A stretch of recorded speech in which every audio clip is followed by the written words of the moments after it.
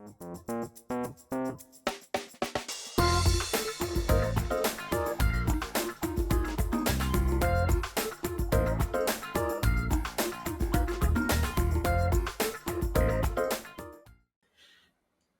welcome to the Market Carver. I'm Adam Harter, Chief Investment Officer, along with Andrew Thrasher, Chartered Market Technician and Portfolio Manager.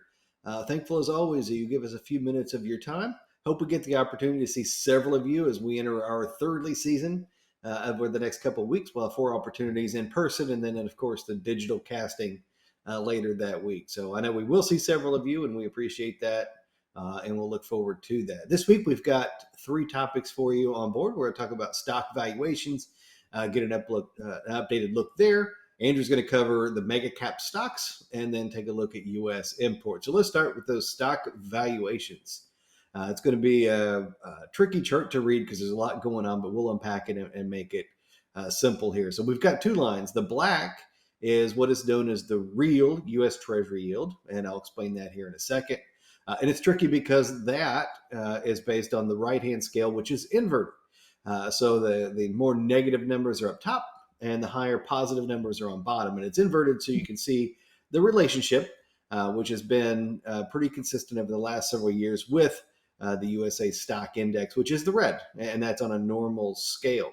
And so we're looking at the US 10-year Treasury real yield.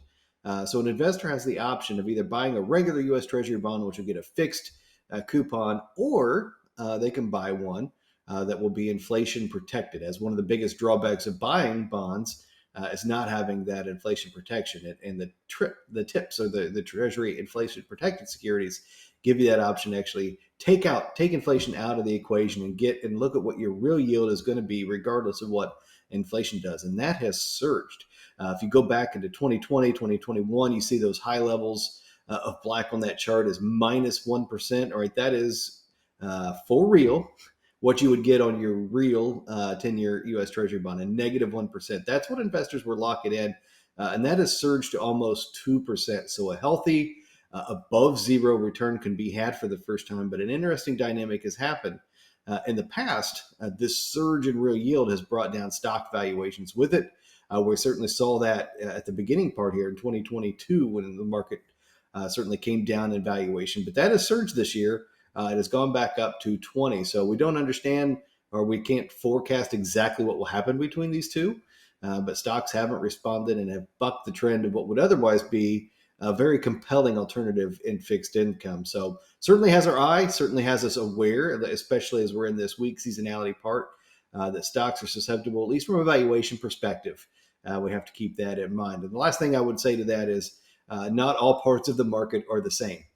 Some sectors are loftier than others, and some are, I would say, very reasonably priced. But certainly the group that is the biggest part of the S&P 500 has pushed that level up. So that's what I see from a valuation perspective. So speaking of those larger stocks, Andrew, that's a nice segue into your piece on mega caps. Thanks, Adam. Yeah, so a theme that we've had throughout the year, and we've talked about this, I feel like we've talked about it quite a bit on the Market Carver. It's definitely something we discuss quite often in our weekly allocation meeting, is the heavy reliance on the mega cap stocks. We can call it the mega cap stocks, the S&P 100, the FANG group. They all come by different names. They all pretty much are the same thing. And that's the stocks that really were driving the market higher for the first part of the year. For Q1, Q2, all that really mattered were essentially just your Facebooks, Amazon, Apple, Microsoft, Tesla, Google, and here recently NVIDIA. It was just these handful of stocks that really were driving the S&P higher. Everyone else's performance, all the other stocks really didn't matter because they were such a large weighting in just this handful of giant companies. That began to change during the summer. We started to see breadth expand. Again, something we started talking about in the summer. Breadth started to expand, got more participation, more stocks started to rally, and this was a really encouraging sign. And that's begun, unfortunately, to start changing again. So that leads us to the first chart I have for you this week. And this looks at the S&P 100, which is the 100 largest companies in the S&P 500, versus basically everyone else. It's a unique way of ranking all the other stocks. Traditionally, the S&P 500 is cap weighted, meaning the largest stocks receive the largest weighting. What we're looking at here is actually an index that does the opposite of that. So the smallest large cap stocks, if that makes sense, the smallest large cap stocks actually receive the largest weighting. So it reverses the weighting of a traditional S&P 500. Why I do this is it's able to be a little bit more sensitive to the changes of the largest stocks versus the smallest stocks within the S&P 500. As we can see, starting in 2023, the trend was going higher, meaning the S&P 100, those mega cap names, were driving the index. They were the ones leading higher, leaving everyone else pretty much in the dust. Then we saw around June that peaked and the line started to come down. The rest of the market started to participate and we started seeing stronger performance by all the other stocks. And we thought maybe that was going to have good, healthy potential into the rest of the year where we started getting a lot more participation. And then the market peaked in August and we saw the market correct in August and it started to fumble a little bit in September as well, which isn't a huge surprise. We've talked about the seasonal trends in August and September. We're starting to continue to follow that path. But what we are seeing change is we're seeing a rotation back to those giant mega cap stocks. The S&P 100, again, as you can see on the chart, the line's going higher, meaning the S&P 100 is leading again, meaning the biggest stocks are driving performance once again, and we're seeing the everyone else, all the other stocks are starting to struggle. This is something that can persist for a long period of time. It doesn't necessarily mean anything in the short term, but what it is telling us is that we're relying on a very few number of stocks, and that's been the case throughout the year, and the market's been okay. It's when that changes, when those stocks no longer are able to provide that performance support, that we're going to get concerned. So far, they continue to carry the water, carrying the rest of the market on its back pretty much. But if that changes, that's where we get concerned. Hasn't happened yet, but it's definitely something on our radar, and we're talking a lot about every week in our allocation meeting. So now we're going to shift gears, talking about the market. Now we're going to start looking a little bit more economic type data.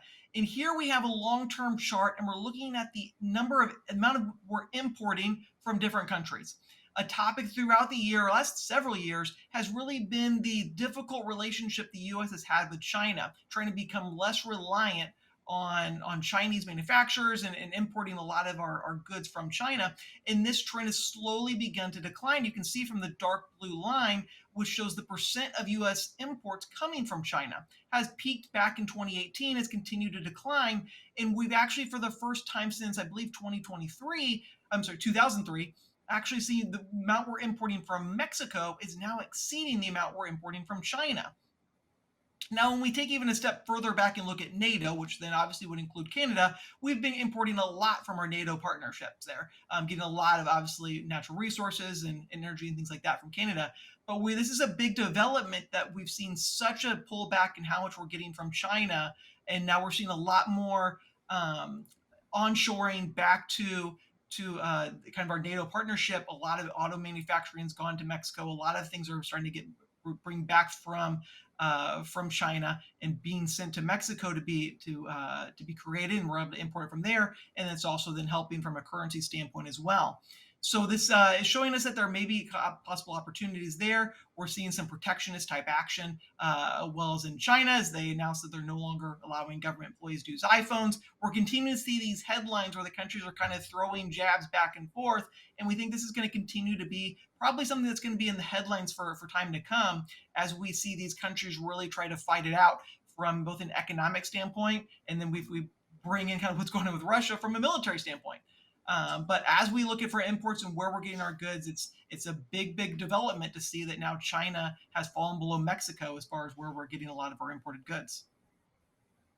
Yeah, very good. And it's a story that speaks to me as a student of economics, and just love to see how markets work, which is something you really see in that chart too. As China got bigger and bigger and bigger, what was once cheaper coming from China was no longer the case.